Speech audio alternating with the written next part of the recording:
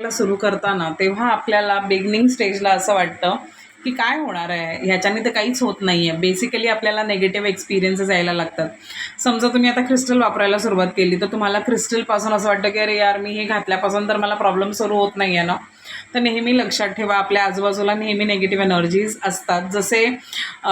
जसे सूर आहेत तसेच असुर आहेत. हे मी कलिहनु वाणी जे पुस्तक आहे हनुमानजींचं, ते सुद्धा वाचलं होतं. त्याच्यात सुद्धा हेच सांगितलं की सूर आणि असुर म्हणजे पॉझिटिव्ह नेगेटिव्ह दोन्ही एनर्जीज आहेत ह्या जगामध्ये. सो नेगेटिव्ह एनर्जीजना काय हवं असतं की तुम्ही कधीच अवेकन होऊ नये, तुमची जागृतीच होऊ नये. सो तुम्ही जर जागृत झालात तर मग त्यांना एनर्जी कुठून भेटणार? कारण राक्षस त्याला जीवनसुद्धा तुम्हीच देत असता. सो तुमच्या एनर्जीनी, कारण की ते बाणगुळासारखे आहेत परपोषी, सो ते तुमच्या एनर्जीवरतीच जगत असतात. सो जर तुम्ही त्यांना एनर्जी देत राहिलात तर ते मोठे होत राहतील.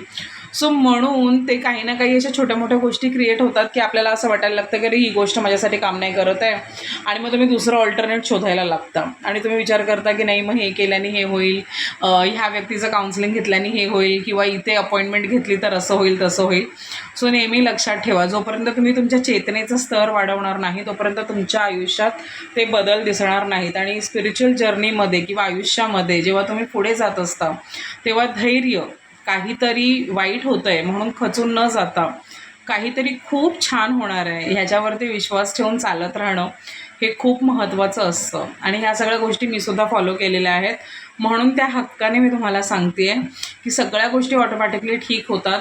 पर्मनंट सोल्युशनवरती तुम्ही लक्ष द्या, आणि ते पर्मनंट सोल्युशन एकच आहे की तुम्ही कसे विचार करता त्या विचारांना बदला. जेव्हा तुम्ही तुमचे विचार बदलता, जेव्हा तुम्ही पॉझिटिव्ह होता, जेव्हा तुम्ही तुमच्या आतली सेटिंग बदलता ना, तेव्हा तुमचं आयुष्य बदलतं.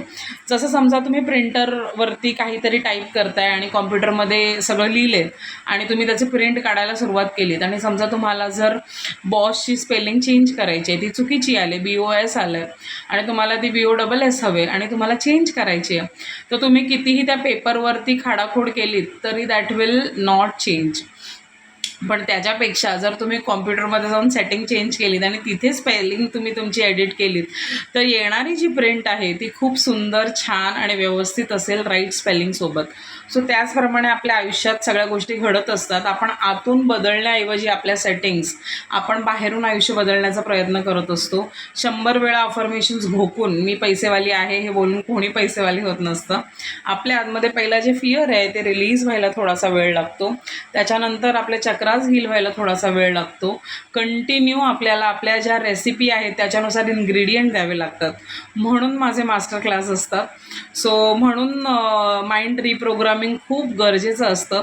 जर तुम्हाला स्वतःहून प्रयत्न करायचा आहे तर रीडिंग स्टार्ट करा, चांगले चांगले व्हिडिओज बघा. माझ्या चॅनलवरती फार जुने व्हिडिओसुद्धा आहेत, ते सुद्धा तुम्ही बघू शकता. आता एक नवीन सिरीज येणार आहे लाईव्ह, मी लवकरच आता हिंदीवरती अनाऊन्स केलं आहे मी.